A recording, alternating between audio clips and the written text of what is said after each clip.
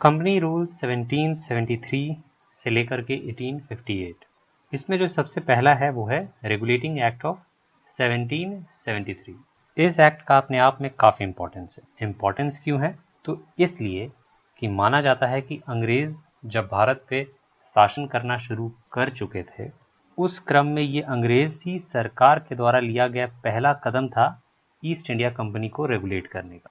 यानी regulating act 1773 हमें ये बताता है कि इस एक्ट के द्वारा जो अंग्रेज़ में जो बैठी हुई, या कहिए इंग्लैंड में जो बैठी हुई अंग्रेज़ों की जो सरकार थी, वो भारत में राज कर रहे या भारत को चला रहे ईस्ट इंडिया कंपनी को रेगुलेट करने का काम शुरू।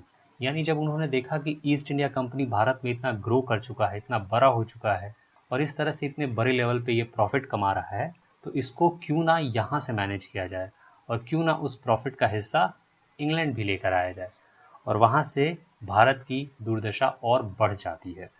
वहाँ से भारत के पतन का और ज़्यादा स्पीडअप जो है, जो एक तरह से कहिए गति है, उसको और बढ़ा दिया जाता है। अंग्रेज़ अलग अलग लॉज, रूल्स, रेगुलेशंस लेकर आते हैं जो भारत में हो रहे ईस्ट इंडिया कंपनी के गतिविधियों को कंट्रोल करने का कार्य करता है।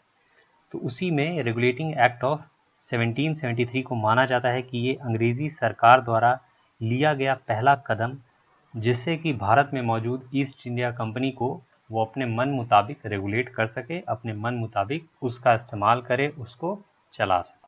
तो पहली बात जो रेगुलेटिंग एक्ट में ध्यान रखने वाली बात है वो ये आप ध्यान रखिए कि ब्रिटिश गवर्नमेंट द्वारा लिया गया ये पहला कदम था जिसके द्वारा ईस्ट इंडिया कंपनी के कार्यकाल को या काम को भारत में रेगुलेट किया जाना शुरू किया गया। दूसरी बात जो इस एक्ट से समझ में आती है या जो इस एक्ट के द्वारा इस्टेब्लिश होता है वो ये है कि ब्रिटिश सरकार ने पहली बार पॉलिटिकल और एडमिनिस्ट्रेटिव फंक्शन कंपनी का जो था भारत में, यानी भारत में जो वो राजनीतिक तौर पे या प्रशासनिक तौर पे जो भारत में उनका इस्टेब्लिशमेंट हो चुका था, जिसको पॉलिटिकल एंड एडमिनिस्ट्रेटिव फंक्शन कहते हैं, उसको भी रिकॉग्नाइज।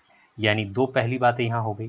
पहली बात तो ये कि भाई जो अंग्रेजी सरकार है उसने ईस्ट इंडिया कंपनी को रेगुलेट करना शुरू कर दिया भारत में through the regulating act of 1773, और साथ ही साथ जो अंग्रेजी सरकार जो है वो कंपनी के द्वारा भारत में चलाए जा रहे सरकार का जो पॉलिटिकल और एडमिनिस्ट्रेटिव फंक्शन है उसको भी रिकॉग्निशन दे देती है। यानी जो राजनीतिक और प्रशासनिक व्यवस्था है उसको वो एक पहचान देती है, उसको वो रिकॉग्निशन देती है।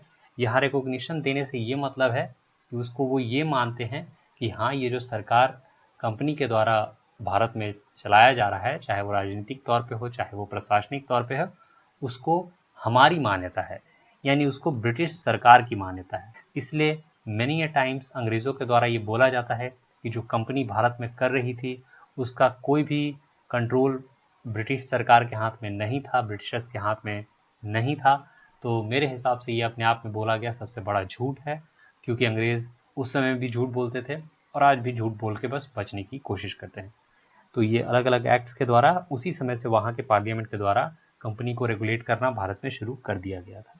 साथ ही साथ एक और बात जो जान लीजिए 1773 के बारे में, कि इस एक्ट के द्वारा कहिए कि भारत में सेंट्रल फाउंडेशन का पिलर रखा गया।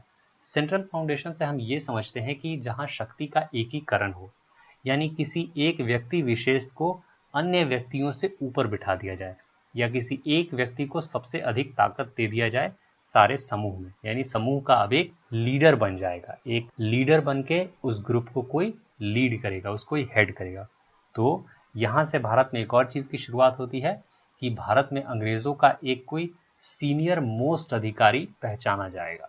अब हम रेगुलेटिंग एक्ट के कुछ फीचर्स देखेंगे, कुछ इसके प्रमुख बिंदु जो आपको खास तौर पे पता होने चाहिए एग्जाम्स वगैरह के रेफरेंस पॉइंट से या एक सिंपल जानकारी के पॉइंट ऑफ व्यू से भी।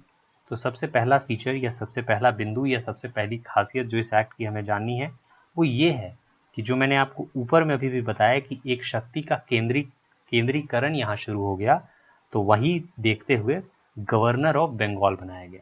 यानी पहले जो भी प्रोविंसेस थे अंग्रेज़ों के, उसमें एक गवर्नर का पोस्ट होता था और कोई भी प्रोविंस हो वहाँ अगर वो गवर्नर है तो वो किसी दूसरे प्रोविंस के इक्विवेलेंट माना जाता था, यानी उसके बराबर माना जाता था। पर अब इस गवर्नर ऑफ बंगाल को अपलिफ्ट करके गवर्नर जनरल ऑफ बंगाल बना दिया, और जो बाकी गवर्नर ऑफ बॉम्बे या गवर्नर ऑफ मद्रास थे वो इसके सब्स्टिट्यूट हो जाते हैं।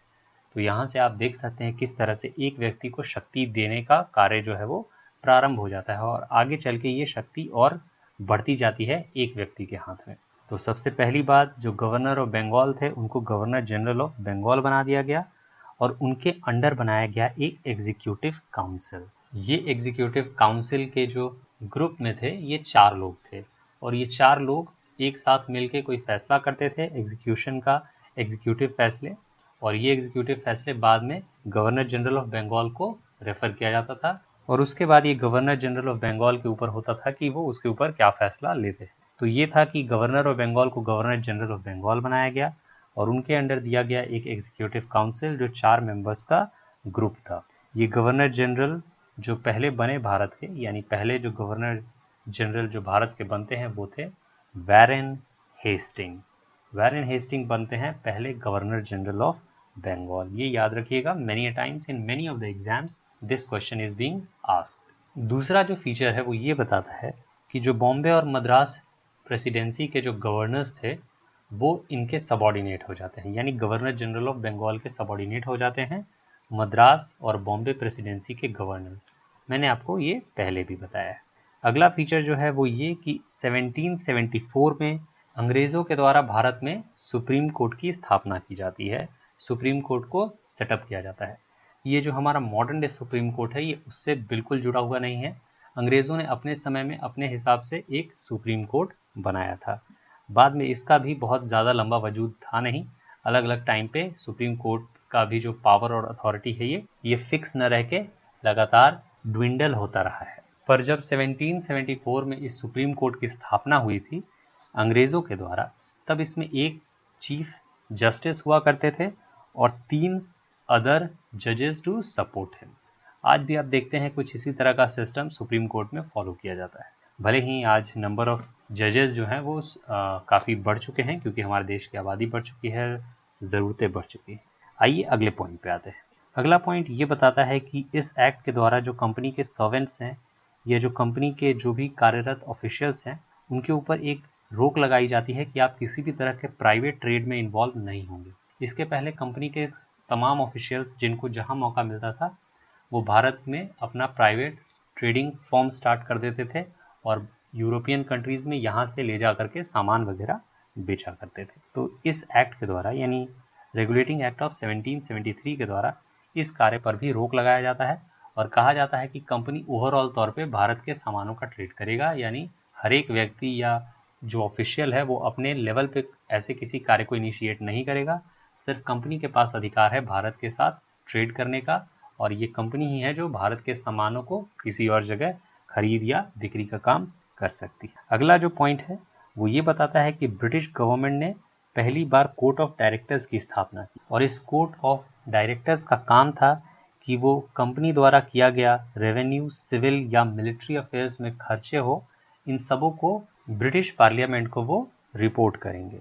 तो यहाँ ध्यान रखने की बात है कि एक्ट ऑफ 1773 या रेगुलेटिंग एक्ट ऑफ 1773 के द्वारा एक कोर्ट ऑफ डायरेक्टर्स की भी स्थापना होती है, जिसका मुख्य कार्य था रेवेन्यू, सिविल और मिलिट्री अफेयर्स जो इंडिया में कंपनी मैनेज कर रही थी उसको अंग्रेजी सरकार को टाइमली रिपोर्ट करना। तो आप देख सकते हैं कि अंग्रेजी सरकार जो ब्रिटिश पार्लियामेंट थी उसको सब पता था, उसने पूरा इस तरह का सेटअप ही इस्टेब्लिश कर रखा था कि वहाँ की सारी जानकारी उनको रिपोर्ट हो सके, और फिर भी वो ये झूठ बोल के बचते हैं कि उन्हें कुछ पता ही नहीं था, वहाँ तो कंपनी का राज। इसी के साथ हमारा रेगुलेटिंग एक्ट ऑफ 1773 यहाँ पूरा होता है।